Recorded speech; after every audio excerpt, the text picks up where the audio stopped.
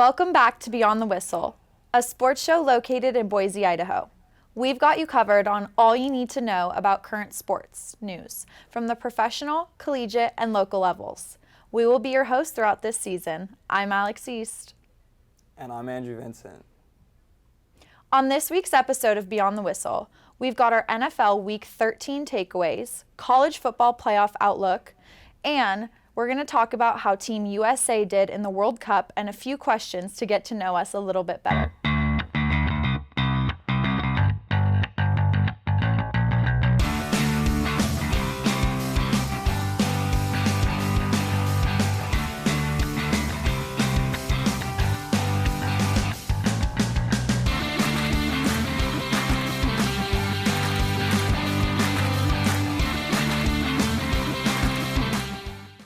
To get started, we're going to get into some NFL breakdowns. Yes, indeed. We've got a lot to cover this episode, so let's get right into it. Yeah, so pretty much a lot has changed since we made our original picks back in, week one. I think, should we just go into our top five? Absolutely, okay, let's do it. Let's do it. Okay, so for me, I think we got different top fives this time too. Yeah, we do. We have actually very different top fives. So for me, I'm going from 5 to 1, and at 5, I have the Dallas Cowboys, who just had an amazing game this last week, Week 13, and they're starting to look really good. Dak Prescott's healthy. He's starting to pick up his steam. The offense is looking better.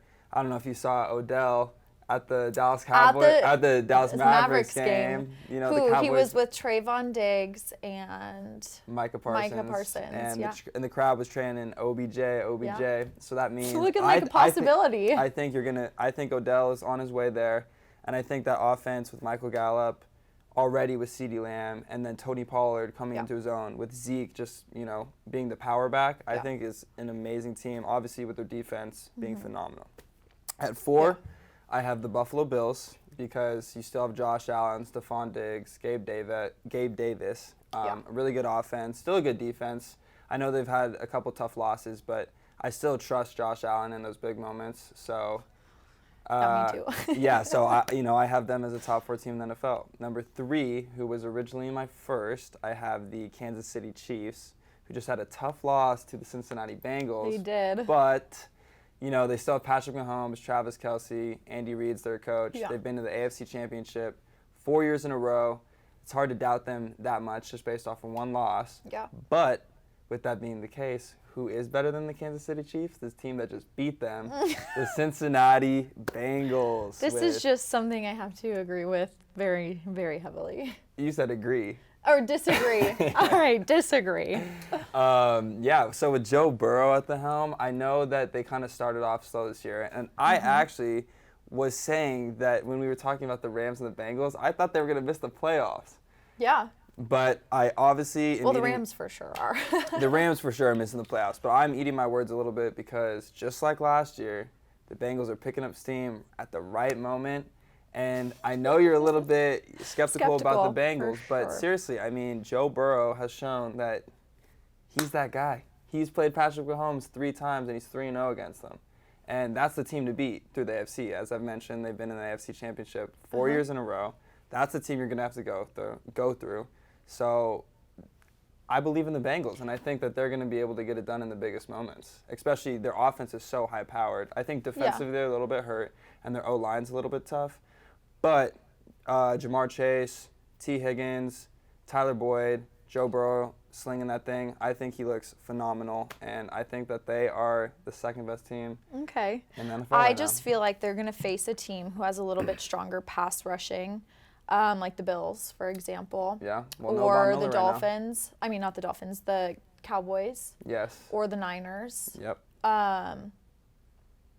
That's going to cause a lot of problems with that offensive line. Yeah, so the way I structured my top 5, I guess, is like I think each team ahead of the one below, I think would beat the team below. So I think the Bengals would beat the Chiefs. I think the Chiefs would beat the Bills. I think the Bills would beat the Cowboys. Okay, so mine is more just general. Okay. Generally speaking. But then number 1, I think we have the same one. But Philadelphia, I think they've shown, I mean, from the start to finish, obviously that one loss against the Commanders, but still Jalen Hurts, I think it's him and Mahomes as the top 2 MVP candidates, and I think that they're just killing it all around. So definitely, I have them at my number 1, and that's my top 5. So starting at the bottom for me, this was a really difficult one for 5 for me because there were 3 teams I was kind of debating between. Yeah. I ended up picking the Dolphins just because I still think that they do have the capability to make a run in the playoffs. I mean, we still have to look at 2 of their losses are without their quarterback. So that's something I kind of took into consideration. Well, tough loss against the Niners. I know. And that was one of the other teams. So I was kind of debating between the Niners, the Cowboys, and the Dolphins. Yeah, I feel like those were. Jimmy G just getting hurt, though, kind of threw like a dent in the Niners for me. Yeah. And I just feel like the Cowboys choke. Like, I just feel like every year the Cowboys choke in the playoffs. Yeah. So I have the Dolphins. I think that the Niners have the best defense in the league right now, and they came up with a very specific plan. They ended up playing a zone instead of man coverage to exploit one of the best offenses in the league previously. Yeah.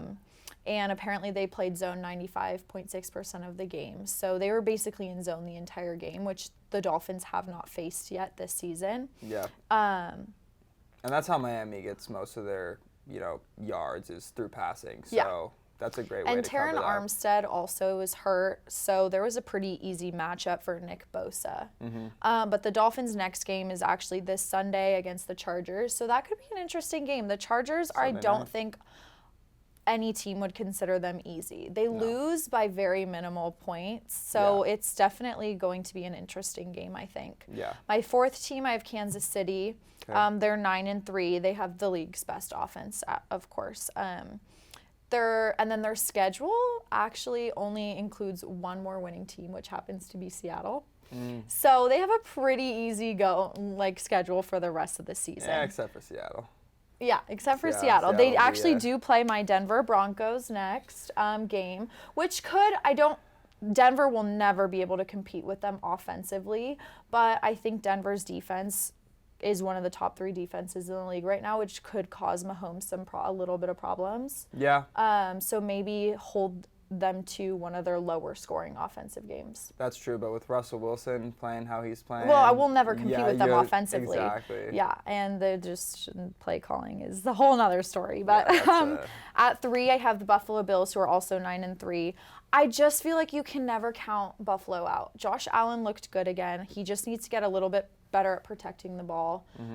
He has one of the highest rates right now for fumbles and interceptions, just because he's very risky with the ball. Yeah. And the way he runs the ball, he runs it like he's a running back.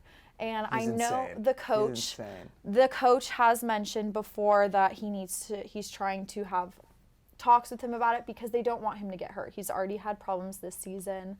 Yeah. And it's I would understand that from the coach's perspective, but it's like when he's out there, I feel like he is just like he's such a competitive, he's instinct, and he just does it. And like, he's just such a runs through competitive player. We've seen it. He shows his heart. He plays with his entire heart. He doesn't. It's almost like he doesn't think, and that's why I think he can be kind of risky with the ball sometimes because he wants it so badly, which isn't necessarily a bad trait to have. That amazing play that he had to Gabe Davis, where he's like running out of bounds, stops right before, throws crossbody. Everything you would ever say, like a coach would be like, don't do. He did. Obviously, it works out sometimes, and that's what's going to be on SportsCenter Top 10, but. That's where I think can him and bite Mahomes are kind of alike, is they are very similar in the sense they never will give up on a play. Yeah. Mahomes does it too. He'll run halfway across the field just to find someone who's open. They also have Tre'Davious White, who settled back in. He was previously hurt. He played 61% of the game, so I think they're just trying to settle their players back in. That's the only worry with the Bills right now. They have a lot of players who are currently hurt. Von Miller's hurt. Left tackle Deion Dawkins is hurt, which was huge also.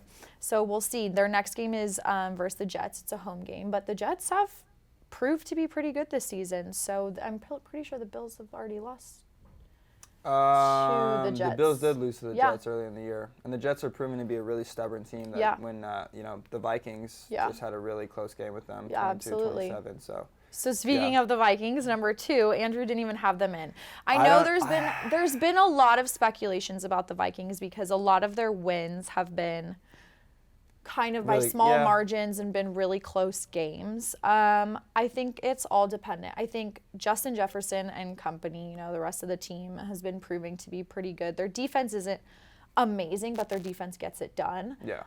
It's more so Kirk Cousins who's the question. We all know primetime Kirk isn't necessarily the best version of himself. So I think if he can outperform himself in his normal primetime performances, they could make a run. And you know what? It's about their wins, and they are 10-2. They have the second best record in the league right now.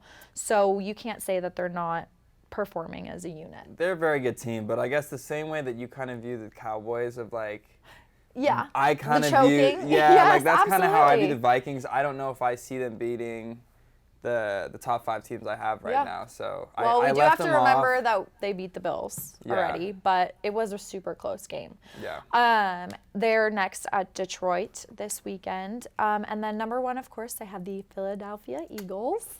Yes. The Eagles, and I had mentioned it 2 episodes ago, I'm pretty sure, about a little bit of worry for their defense against the run. They improved dramatically, especially going against the Titans. Going against Derrick Henry too. Yeah, of all guys. And the Titans struggled. Yeah. So they have definitely made changes there.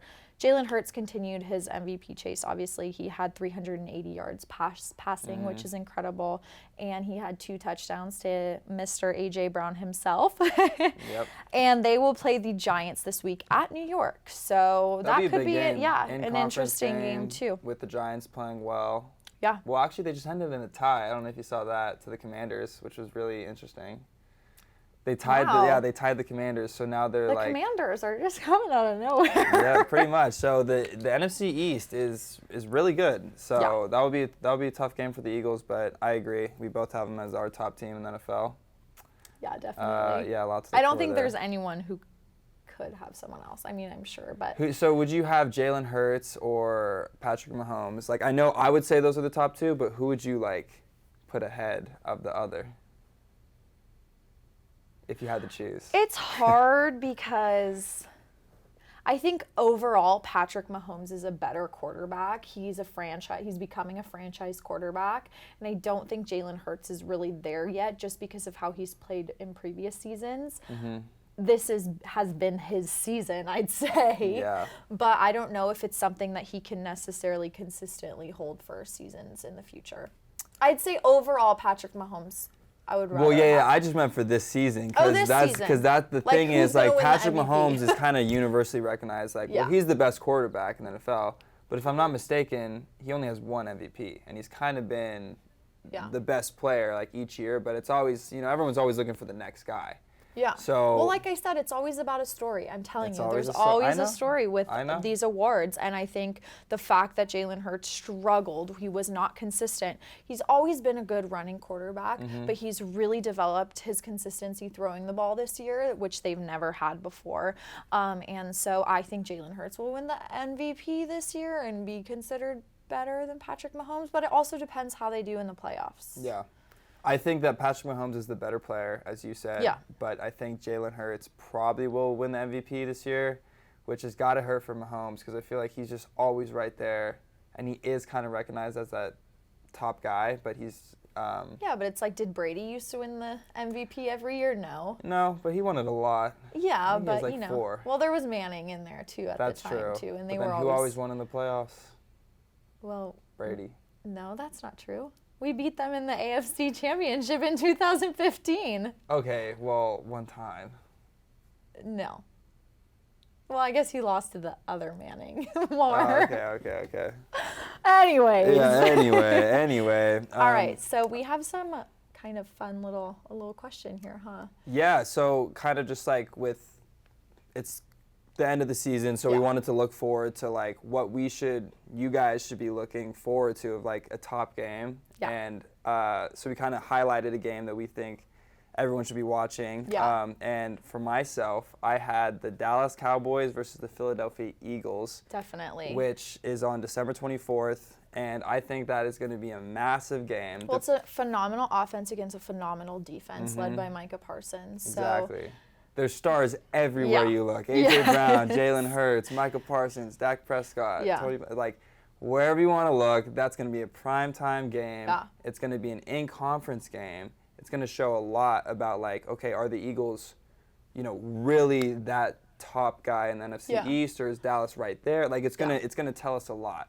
So absolutely, I'm really looking forward to that game, and I think everyone else should be too. Yeah. So yeah, definitely. I'd be interested to see the matchups during that game, just with CeeDee Lamb, A.J. Brown. Like, interested to see. Trayvon Diggs is going to be on A.J. Brown probably. Yeah, I'm interested to see who the Eagles will have on CeeDee Lamb, just because he is such a versatile player. Slay. Oh, maybe. Probably Darius Slay. Yeah. Yeah. If I was a coach, I would throw Darius Slay on him. Yeah. But, just interested to see how those matchups will play out. You know what I mean? And I think Trayvon Diggs has been struggling a little bit. Yeah. But he's still obviously he's only his second year, so he's I think he's still a very good player and could obviously pick it up at any time. So definitely look out for that game. And who do you have? So for mine, I have the rematch between the Bills and Miami Dolphins at Buffalo this time. So not in Miami. It's going to be at Buffalo. I just think it could be a really, really interesting game. You know how the last game went. Josh Allen had kind of two major mistakes that kind of cost the Bills the game. So I'm interested to see kind of their game plan, number one, for the Bills, as well as for the Dolphins. But I'm also interested to see how Josh Allen kind of just the way he takes the game, if he's gonna come out super confident, not super confident. I think it's gonna be such a good game. I bet he'll come out extremely confident. For that game, I'm really looking forward to see how Tua plays, or really the whole Dolphins squad plays in the cold weather, because I feel like that's true, something and that's been like, a huge factor that they've been talking about. Just because obviously Miami has the one of the highest humidity percentages in the country, and it's not typically cold, and Buffalo is quite literally below zero. Yeah, they literally had to go. They had a game. Detroit. Yeah, they had to go to Detroit because their building got snowed out. Yeah. So you know how cold it gets there, and I think that's going to show. I think. The NFL has such good accommodations for everything now. They can prepare for pretty much anything. I'm sure they're preparing for that. I mean, we've seen teams do it for Denver, going to that altitude. They have their players prepare for that. Yeah. So I feel like they're definitely doing something. Yes. Also how the ball will travel in the air too. It's everything. I mean, when you're sitting on that sideline, and it's like it could literally be below freezing in Buffalo. Like Buffalo gets extremely cold. Yeah. So like that is gonna change everything. Like, are they passing it as much? Are they gonna have to run it more? Yeah. Like that could change a lot of factors in a game. So I'm interested to see that too, and how they utilize Jeff Wilson also. I think will be interesting. Yeah. They've been playing him a lot, and he's actually been performing pretty well. Yeah. So I would like to see how he does against their Buffalo's rushers. Yeah. I think that would be a really interesting game. I agree. I think these are two very high-profile games that people should be looking out for sure. Definitely. And then, I guess just like with the playoffs and stuff kind of coming around the corner. Yeah. Do you have any updated picks on who do you think? Who I think will win the Super Bowl? Yes, yeah. It's hard this year. It is really hard there's been a lot of, when was the last time that the two best teams who had the two best records would have been the Eagles and the Vikings? And that's what I think the NFL's been kind of becoming a little bit more interesting, because there have been periods of time where it's been the same teams who have been performing every single year, and now this year has been a whole different story. So. I know, but I still feel like at the end of the day, it's going to be the Chiefs and the Bills. If you say the Bengals, oh my God. Well, I think we're getting a rematch. I think we're watching a rivalry being made. I don't know if you've watched the game, but Jamar Chase was he got flagged for he was doing this to the Chiefs defenders. Oh my gosh. And they got pissed, and he got a flag, and they said if he did anything. Well, I know Joe Burrow did something, and Patrick Mahomes they just cut the camera to Patrick Mahomes, and he's just over there shaking his head. Like, Yeah, so I think there's a little rivalry Definitely. brewing over there. Definitely. I don't know. But then again, I don't want I to really think Josh Allen can get it done. I think they'll at least make it to the Super Bowl. I'm a Josh Allen fan, so like I would hope he can make a little run. So you would have the Bills though making it out of the AFC. You want to be quoted on that? I don't think so. I don't know. I really don't know. It is really hard. I don't know. I mean, I think the Eagles could be in there. I think the Bills could be in there. I don't know. I'm going to say the Eagles on the NFC, and then for the AFC, I think it's still going to be the Chiefs. I think if the Chiefs do match up with the Bengals, I think the Chiefs will get the better of them. Because I don't think it's hard to beat a team twice. Like, because Burrow's 3-0 against them. Yeah. I think Mahomes could get one. Yeah. So I could see the I just Chiefs don't and the see Eagles. the Chiefs winning the Super Bowl this year at all. I think the Bills are still going to win. I think I still have the Bills. Okay. You can quote me on that. Okay. You got the Bills. I have the Bills. Okay. Wow. I really hope I'm not wrong about that. Let's get into my favorite, Yeah. a little bit of NCAA football. A lot going on there. It was not a good week in the East household, let me tell you. No, big Ohio State fan here. Yeah, so. it was not a pretty sight for my dad. There was a lot of yelling going on. It was quite the spectacle. But let's go ahead and talk about the NCAA playoffs. Yeah, because the rankings were just released. So we got Georgia at 1. Obviously, they looked Not dominant surprising at all. all year. Michigan at 2, which, damn, I mean, I knew they were good, but they haven't lost a game. Yeah. Like, they're really good. So they're the number 2 seed. TCU, number 3. And then Ohio, yeah, here we go. We got a little graphic. And then 4, your Ohio State Buckeyes. And I think they're going to get their butts smacked by the Bulldogs. By the way, I would just like to say this. I literally got into an argument with an Uber driver because I was like, how much you want to bet that TCU still makes it in? They're not putting Alabama in. And he actually got so, like, he was like totally fighting with me. He was like, I'm telling you right now, it's going to be Alabama and Ohio State. And I just, if you're watching this, Uber driver, I was right. But, yeah, I didn't think that they were going to put Bama in just because of the 2 losses, and one of those losses being to LSU, who just lost to Georgia, but also before that lost to Texas A&M, who happens to be a 5-win team. I just think it's like... I know, but like football is such like a thing, like any given Saturday. Do I think like that, something can... And especially in the NCAA, any given Saturday, anything could happen. Do I think Bama probably could have performed, might be able to perform better than TCU? Yes, but TCU did lose to a top 15 ranked team. I know, and Kansas State, yeah. TCU lost in their bowl game, or the championship bowl game, conference game. Yeah, the Big 12 championship game to Kansas State, who was ranked 14, if I'm not mistaken.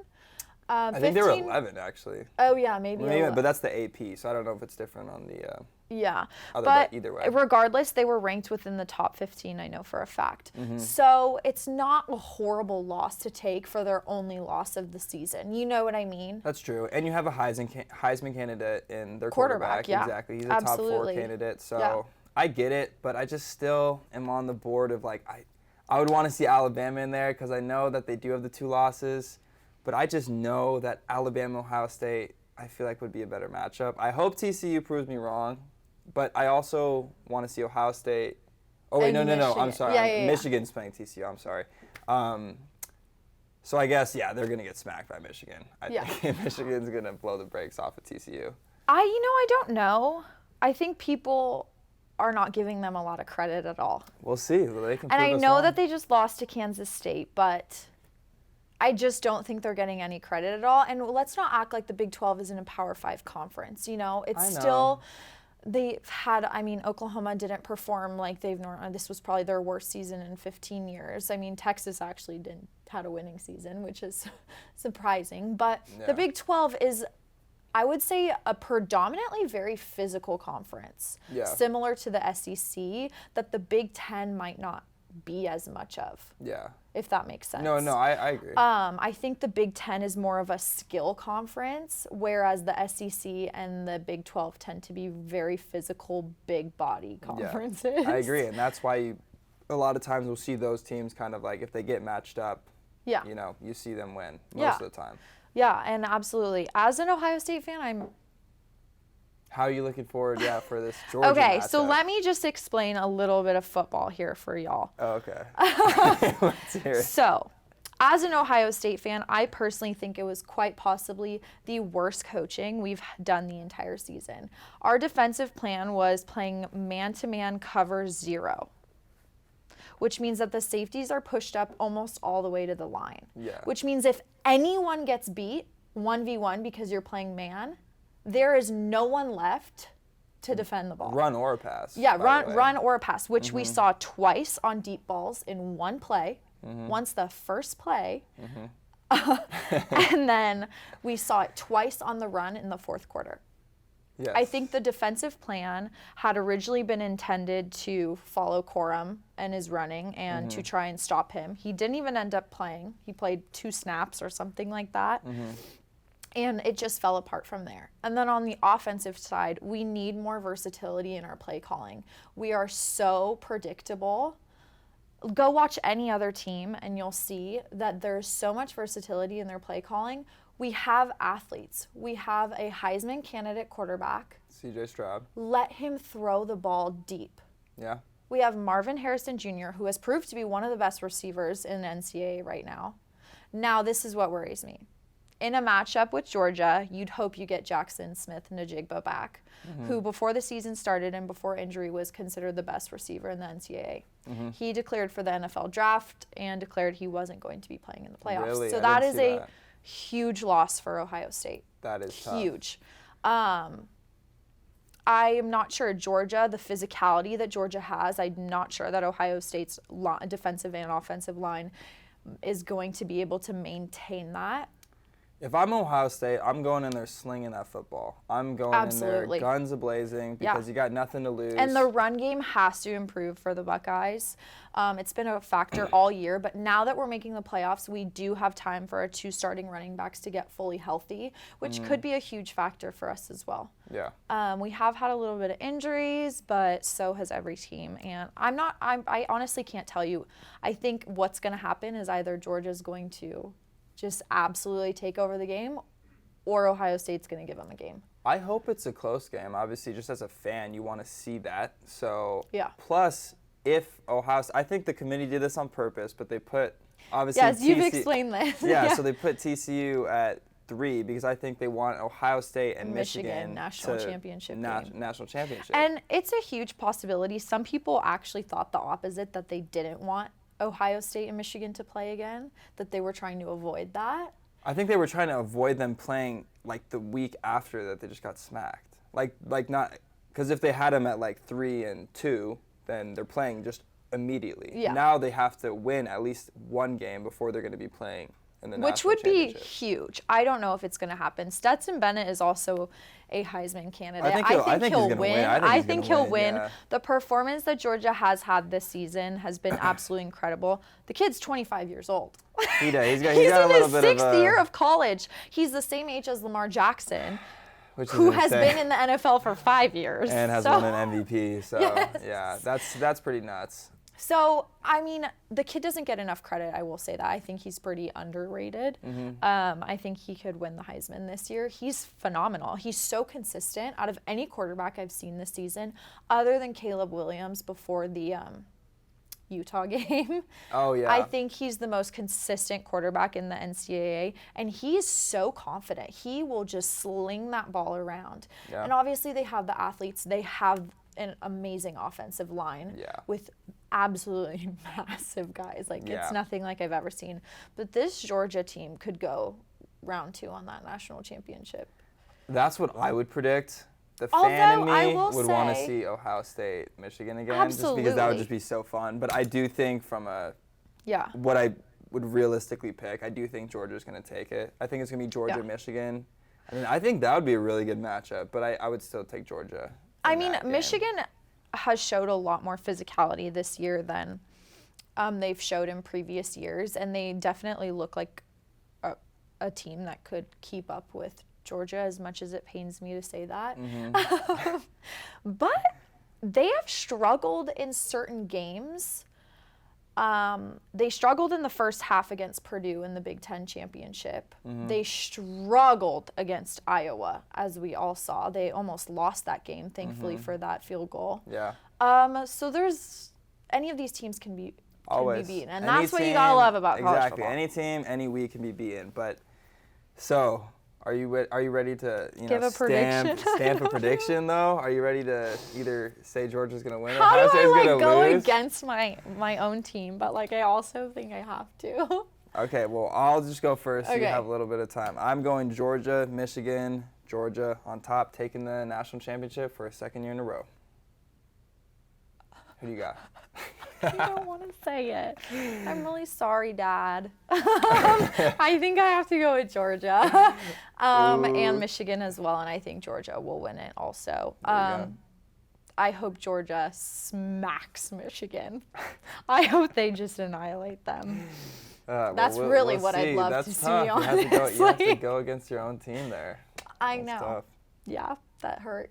Well, All right. also Yes. with the new 12 teams. So starting in 2025, the playoff will be expanding to 12 teams. I love it. I've been waiting. I feel like everyone's been waiting for this. I think 4 teams has been way too little for way too long. Now, what it does though is it puts these games like Michigan-Ohio State game that they play every year.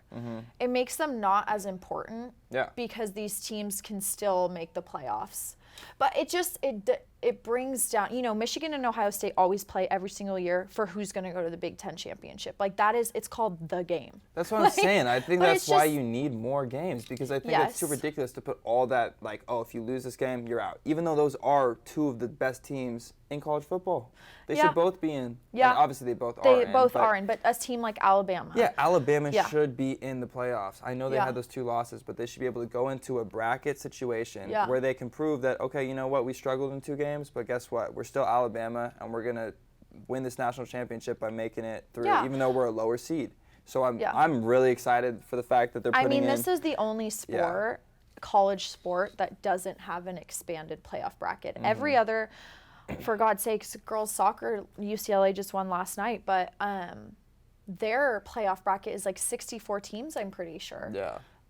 Basketball as well. It's just, every other sport has expanded their playoff brackets, and I think it's time that football goes there as well. And I think it will add so much excitement to the sport that's already so exciting, because you could have the team who's number 12 being a team like Cincinnati, Exactly. who made the top 4 last year. But you get my point. You can have these teams who could end up playing maybe not so much like a Alabama, And then but there isn't so much like how I'm talking about TCU right now. I would not be talking the same, because there'd be more spots for them to get in. Yeah. I don't think they're a top 4 team, but they're still a top 6 team, which they would obviously be in the playoffs in this new situation that's going to be. I think it's either going to be really exciting or it's just going to be a bust. But I think college, it can't be a bust. It's just every more other games. college sport does it. Yeah. So why not? Why not do it? And it's going to add excitement. I think it really will add excitement. So I'm excited for that for sure. I'm 100% looking forward to that. Yes. Yeah. So let's get into a little bit of soccer. Yeah, How about World that, huh? Cup. We don't really talk about soccer Yeah. much on the show, but I think it's it's got to Soccer be. or football? Well, that's true. We got football in both scenarios. So Yeah, it's been really interesting. I think this was the first year that a lot of Americans were really hopeful and excited for the World Cup because of our U.S. team. This is our first U.S. team that has featured over 10 players who are playing in the EuroLeague or other teams within Europe, which we've never had before. Our team has never really been able to compete, I think largely due to the fact that a lot of our players were playing in the MLS and they're not competing against the best of the best. Yeah. And this is the first time that the U.S. has actually done that. And it was super exciting. I'm excited for where the U.S. is going in the future. Yeah, I think that's the bigger conversation because we have a really young team right now. We had the third youngest team in the entire World Cup. Exactly. And honestly, like, our offense was where we struggled. We struggled to score goals. Yeah. But defensively, we proved, I mean, we tied England, but we shut them out. They didn't score. And Yeah, they're and a really England's good been team. performing extremely well already. Exactly. Just to note on some things, between the U.S. and the Netherlands, the 3 goals were actually literally scored off of the same play 3 times in a row. With the Netherlands. when we lost. Yeah, 3-1. 3 goals in a row, the exact same thing. Was just, I think we got a little bit excited trying to move the ball up the field really, really quickly, and people were losing track of, the defenders were losing track of their players, and it happened every time. Ball goes out wide.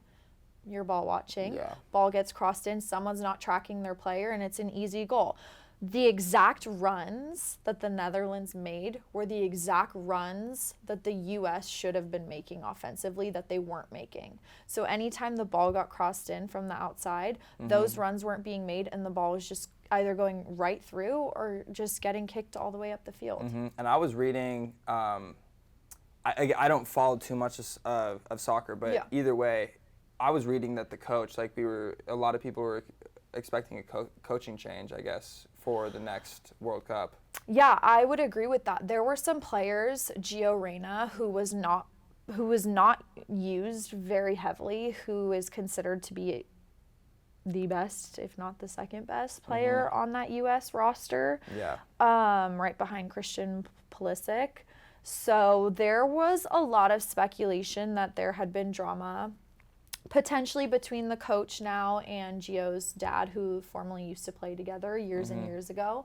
I think there were decisions that were made that most people did not agree with, and I think that's why there's speculation that there might be a coaching change. Yeah. But regardless of all that, we played decently well. I was very impressed with our team. And considering the fact that, because we did not make it the last qualifying World Cup, correct?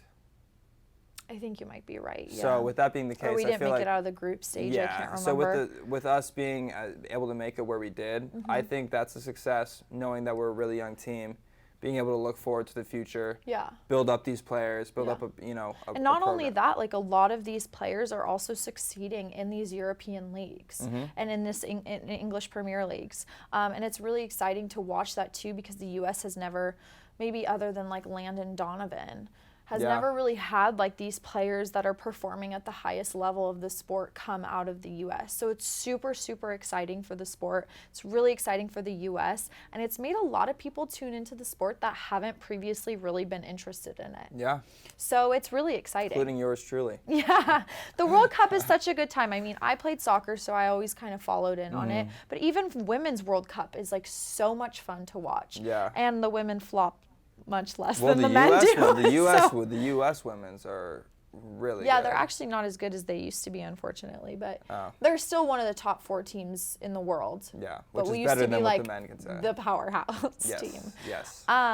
Let's go into our final teams, kind of our final 4 of what. Let's do it. A little bit of a prediction.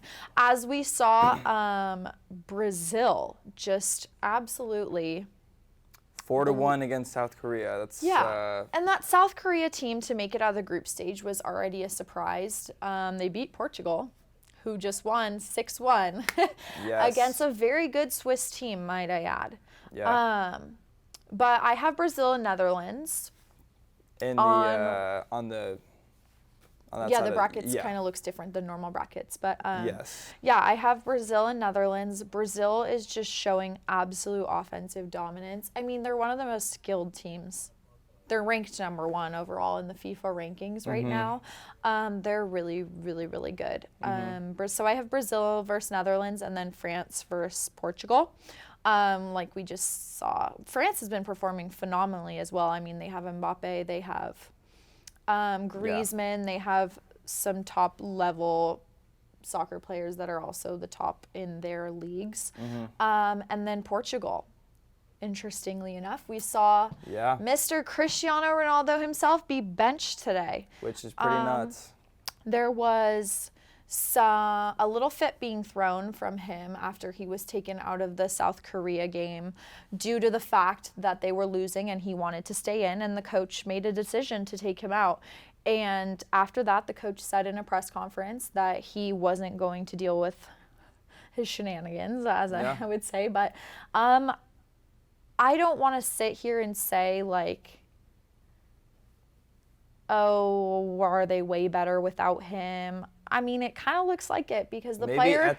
he might be a better individual player, but when you start working on team chemistry or looking at team chemistry, sometimes that, like, alpha individual can actually, like, mess up that chemistry. Definitely. And the player who replaced him actually had 3 goals today against Switzerland. So... maybe there's better chemistry without him. I don't know all the drama that's going on behind the scenes, of course. But I do think that Portugal, with the way that they performed this afternoon. Yeah, that shows that even without Ronaldo, they're still going to make team. It to the finals. So, we pretty much have the same except one team, Yeah, so I also have Brazil. I think Brazil, I mean, they've won but they've won 5 World Cups. So, like, they've proven that they can do it. And honestly, as a kid, I would always watch Brazil. Yeah. And they were always, like, the team that, here we got some highlights against Korea.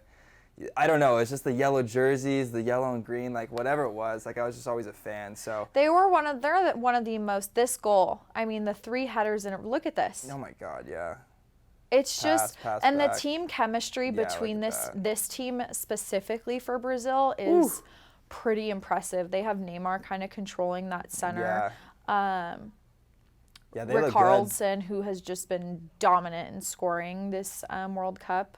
So I honestly think that I have them winning the whole thing. So I wanted to say Brazil. So I have Brazil versus Argentina. Argentina beating Brazil. Okay. I think so what I'm saying, I don't know too much about soccer, but I think the soccer gods are going to put Messi and Ronaldo, because these guys, I don't know how many more World Cups. No, they both said this would probably be their last World Cup. I think we're going to get a Messi, Ronaldo.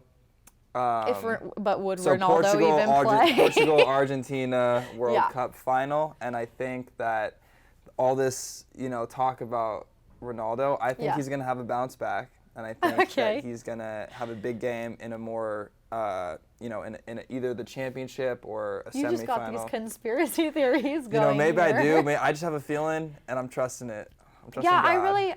I do think that Brazil would beat either Netherlands or Argentina. I don't know between France and Portugal, though. Just with the way that Portugal played today, it was so dominant. But France also defensively is very, very talented. Yeah. And then I have France and Portugal on the other side of things. And then, Portugal, Argentina. You have Brazil, Portugal? I don't know. I don't think I can say anyone for the other side. I have Brazil winning the whole thing, though. There you go. So I can say that. I just don't know who will win between France and Portugal. If France wins out, of course. Yeah, Mbappe is really good. Yeah, he is. He's phenomenal. Yeah, that's going to be a really fun game to watch. Yeah, and Giroud as well they've just been connecting so well. So yeah, interesting to see that. So we have a fun little new segment this week. Yes. Our producer, one of our producers, I should say co-producer, has Fletcher. created some questions for us that we can answer to allow you guys to get to know us a little bit better. Yeah. I think you already know, like, most of my teams, but, like, because I say it. But well, you see one of my teams. I rep Seattle all day, so. And I'm all over the board, so. All right, so basically, the first question kind of goes against something I feel like we've kind of already answered. We did kind of touch on it. But did the playoff committee get the 4 teams right? I think the only speculation here for the both of us would be TCU. Yeah, I would just say I would have put Alabama in. That's just a me thing. But at the same, like, I'm a yes and no, because I'm conflicted with the fact that, like, TCU did have a phenomenal season. Like, they honestly earned it, but at the same time, it's just like, I feel like Alabama should be in there. Yeah. So I think they did get it right. I think with the fact that TCU's only loss, like I said before, was to a team that was ranked within the top 15. How do you not put them in? You know what I mean? Mm-hmm. Same goes for Ohio State. Their only loss is to Michigan, who was ranked only 1 seed below them. Yeah, that's why I'm conflicted. So like I think they had to put them in, and that loss to LSU to Bama really hurt them, because if they had just lost to Tennessee, they would have gotten in. 100%. But that loss to LSU and then LSU losing to Texas A&M, I think also hurt them bad. Yeah, big time too. Yeah. Okay, second question. How do you feel about expanding the playoffs to 12 teams? Well, We both like it. we love it. I love it. Yeah, I don't know if I love it, like I said before, just because it kind of like makes these bigger games, like a Texas-Oklahoma game, or like a, Michigan-Ohio State game, USC-UCLA game. It just kind of degrades the importance of those games and doesn't make them as big as they are. Yeah. But it's gonna help the sport a lot. Yeah, I think, but then like, okay, they lose, then USC now is the 10th seed. And they could come in and like, we screwed up that week, but now we can. Yeah, it definitely allows for a lot more of opportunities for like fixing certain, like for Ohio State, they're gonna get a second chance, so they better act on it. But to fix maybe the way that a defense was run, or to fix certain play calling, or you know what I mean, it allows teams an opportunity to have a second chance, and that team could take that second chance and run with it. So I think we're in agreement there. Yeah. Third, okay, this is an interesting question, I think. Yeah, do you feel like the transfer portal is good for college football? So I think there's two questions within this question. So there's the transfer portal, but about 2 years ago they changed the rule. So you can still play 4 games, right? Before. And maybe that's like injury. That's redshirting. Never mind. That's for redshirting. You can play 4 games and then still redshirt. But there is a rule now too. You can also still transfer and go play. Like mid-season? Yeah, because I don't think you used to be able to do that. Yeah. I might have that completely wrong, so don't quote me on that. But I don't know. I'm also a little conflicted on this, because I think it's great for athlete freedom of like. Definitely. There are situations where an athlete's like, you know what, the coach is screwing me here, and I know what I can bring to the table. Like you look at like Baker Mayfield, Joe Burrow, like these guys were not from the day one starters. Like they had to Joe Burrow left Ohio State to go to LSU to have an opportunity. Like this is good for athlete freedom to be able to find new opportunities, but I also think there's also the situation like Deion Sanders going to Boulder, which is huge, and he has literally said, if you're hurt, you're out. Oh, I watched that meeting that he had, or speech that he gave to his team. Oh, he said he's bringing baggage and it's Louis Vuitton. He's like, I'm coming. Yeah. I'm coming. And he's like, I got the quarterback, I got this, I got that, he's like, most of y'all ain't gonna be here. Yeah. But the thing is, that's how you get rid of. Absolutely, and he's changing the entire he wants culture. the program to be better. But I think to say like, if you're hurt, you're out of here, like that also doesn't give opportunities to players who might be really well. So I don't know, like the fact that there have already been, I'm pretty sure I've heard something about 25 players entering the transfer portal to try and go play for Deion now. From SEC schools, from Big Ten schools. Who wouldn't want to play for Deion, Prime Sanders? They don't even call him Coach Sanders, they call him Coach Prime. Absolutely, but like we also don't really know how great he's gonna be. It doesn't matter. I think if you were, totally valid if you're talking NFL, bro. In college football, he's gonna bring all of the top talent to him, or he doesn't even have to bring them. They want to come play for him. So definitely. It's like I think the transfer portal is good for, like you said, athlete freedom, because there are situations, but I think there has to be like some. Well, that's what I mean. I think sometimes it can go too far. Yeah. Which is where I'm like, I don't know, but then again, there are the good situations, but we'll see. Yeah, so it's definitely an interesting yes and no concept. Okay, fourth, we start getting a little bit more personal. Who is your favorite NFL team and college football team? So for me, I am Seattle all day. You guys have heard me talk about them all the time, but the Seattle Seahawks, we're doing very good this year. Even though we were expected to be. Geno Smith is looking like that veteran quarterback, Geno Smith baby. will be a Pro Bowler this year. If he's not, he's being robbed. Yeah, no, it's impressive. And then college football, I've never been a huge college guy, so I'm riding with this college, Boise State. So, yeah. Yeah, definitely. So, a team who did get robbed, actually, Denver Broncos They did by us. by Seattle and taking their trash quarterback. Yeah, Russell looked horrible. Denver is my team. It's hard to support them right now. It's really difficult to support them. Dude, as you guys just do worse and worse at just making our pick higher and higher and higher. So I'm loving it. Yeah, well, I'm sure you're loving it. Yeah. It's just hard to watch, I think, because our defense is so good. Yeah. And then I've seen the defenders even are fed up with it. They've made comments. So. Yeah. And then, of course, this is probably like my ultimate favorite team ever, would be Ohio State. Like, my family is diehard through and through. Like, I wasn't even allowed to apply to any other Big Ten school other than Ohio State. And neither was my sister. Like, my dad is very strict about that Family rule. tradition. Yeah, I wanted to apply to Penn State. He's like, no. So what was it? What got you into, like, was it? So my dad was born in Toledo, Ohio, which interestingly enough is kind of in the middle of Columbus and Ann Arbor. Okay. So half of Toledo is like Michigan fans and half of Toledo is Ohio State fans. Okay. Like my dad's aunt is a Michigan fan. Okay. So yeah. So my dad was born in Toledo and his entire dad's side of the family is from Toledo. Okay. So he grew up an Ohio State fan because of his dad. My dad actually Yeah. played football at Brown, so he didn't go to Ohio State. Yeah, but still, you have that. Definitely, what you grew up yeah. loving. And it's like, we are so hardcore Ohio State fans. Like, it's pretty scary to be in a room with my dad watching an Ohio State game when they're not doing well. Like basketball, football, any sport. So, yeah. Well, there we go.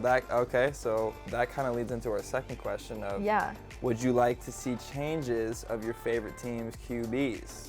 So I think I know the answer to yours. Yeah, I was going to say, everyone should know the answer. Yeah, that's kind of a given. For me, I think we should stick with Geno Smith for now.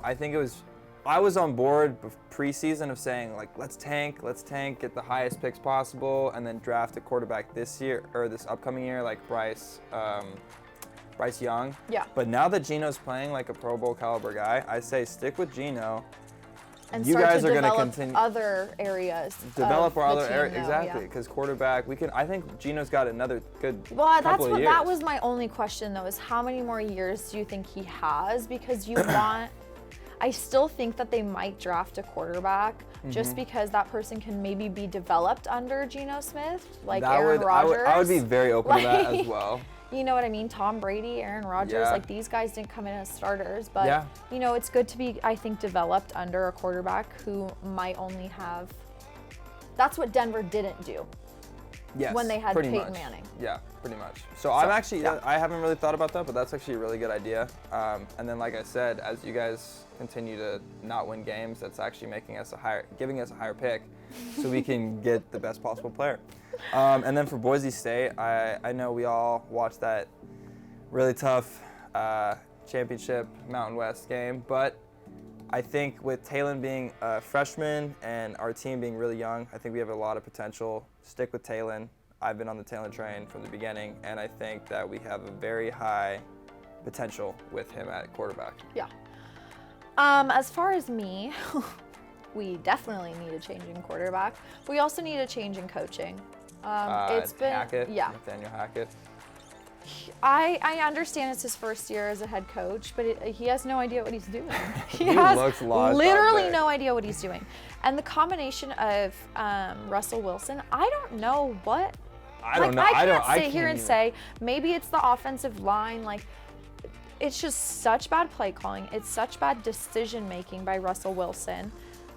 And it's not like we have bad receivers. I mean, we have Jerry Jeudy. We have.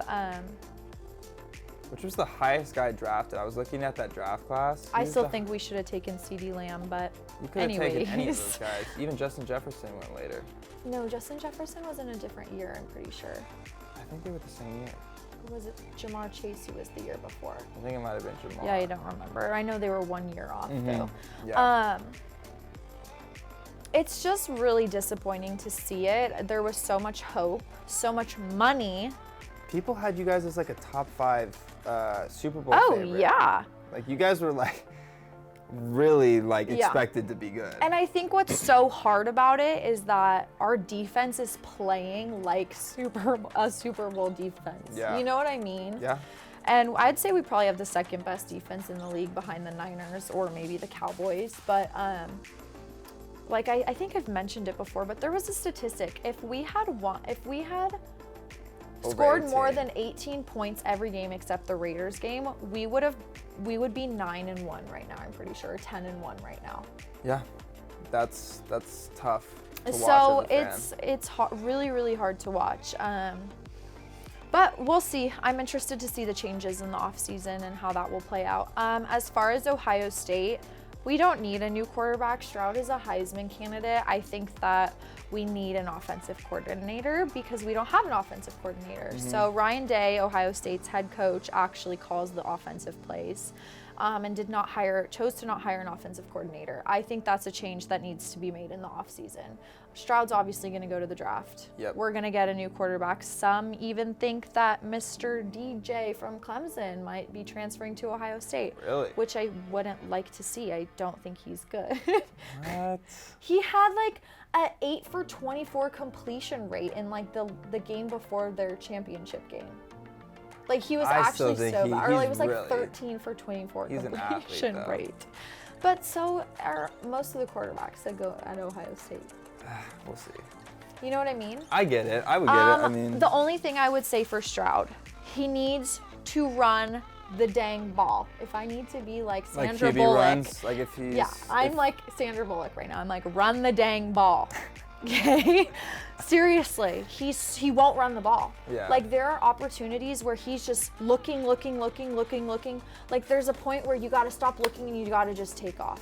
And he has gaps to take off. He's a bigger guy, right? Yeah, I don't know what it is because he was more of a running quarterback his first year playing for us and he's stopped. So I don't know if it's a coaching thing telling him not to run.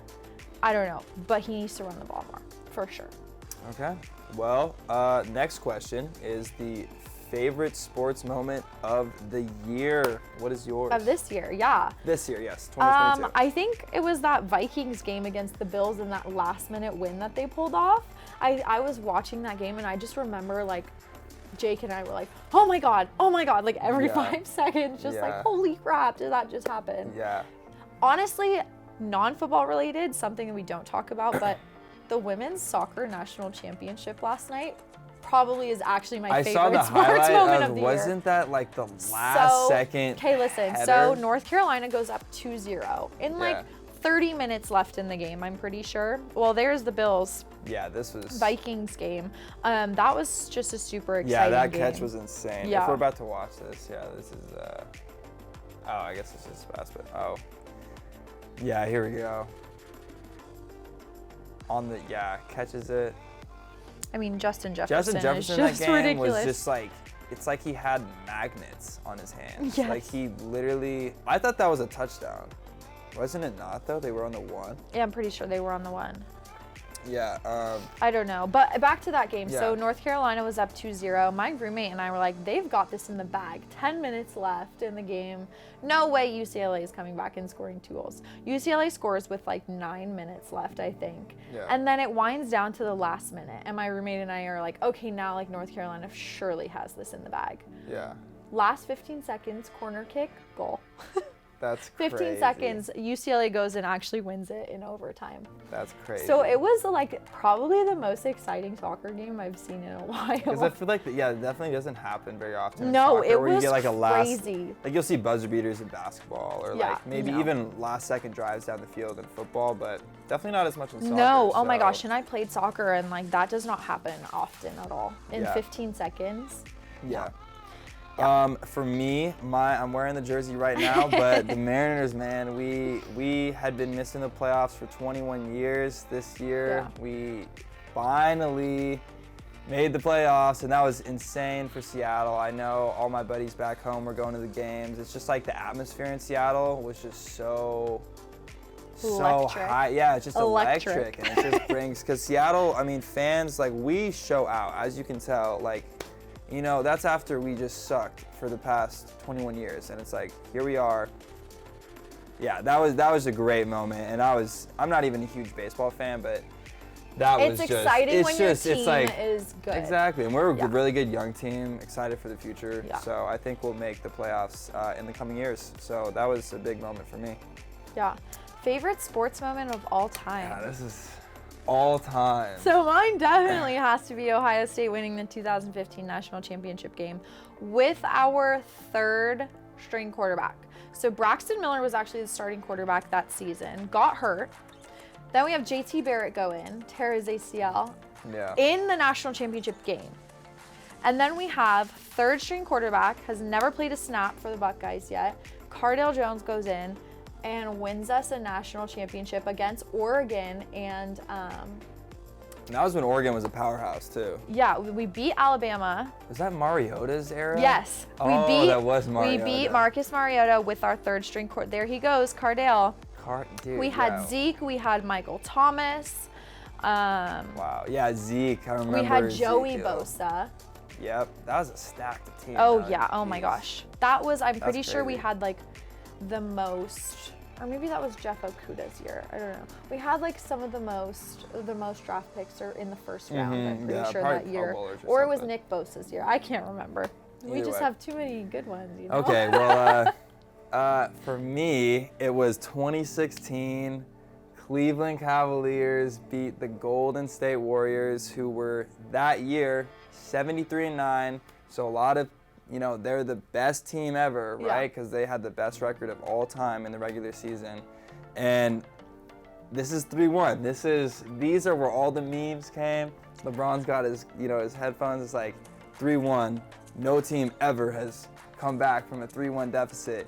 And like these plays, like this gives me chills. Like LeBron coming down the court. This is the last minute of the game. I can already hear the announcer, Mike Green, just talking. He's like, "Here comes James," and he blocks it. And then obviously, the next play, who makes a shot? Kyrie makes a dagger three, puts them up by 3. And they Speaking take. of rivalries, that was kind of That a was rivalry for a few year after years. year after year after Yeah, year. I am And- not a huge LeBron fan, so I Yeah, can't well. speak to that. But But you have to. I mean, no team in the finals ever. No, it was- and it was- he, it was like, an and not just exciting against year. any team, against that team, Yeah. the 73-9 Warriors. I think I was just so over it because it was the same two teams like going back to back to back, and it was just like, oh my god. That was like the start of it. Though. That Where was are the before it was Celtics? KD. Oh, okay. Well, either way, I remember like I cried, dude. I cried. Dude, I was so goddamn happy because like that was about to be another LeBron James loss in the finals, and I was like, oh my god. And then we just It was game after very game after exciting. game. It was very Like, exciting. it was just insane. And then for it to come down to the last minute like that, I don't think that anything can ever top that, honestly. Yeah. No, it was a We'll very see. exciting year. We'll see. got me pumped up just I talking know. about it. But Yeah. yeah. Well, yeah, well, that is all the time that we have for today. And we want to hear from you guys about what topics you want us to talk about. So you can tell us in the comments or DM our new Instagram account, Beyond the Whistle, BSU, to send in your topic requests. Yes, and we want to send a big thank you to all of you for joining us for this episode. And finally, we could not do this without our producer and crew. So to each of them, we send all of our gratitude. I'm Andrew Vincent. And I'm Alex East. Join us next time on Beyond the Whistle for all your sports news needs. And happy holidays. Yeah.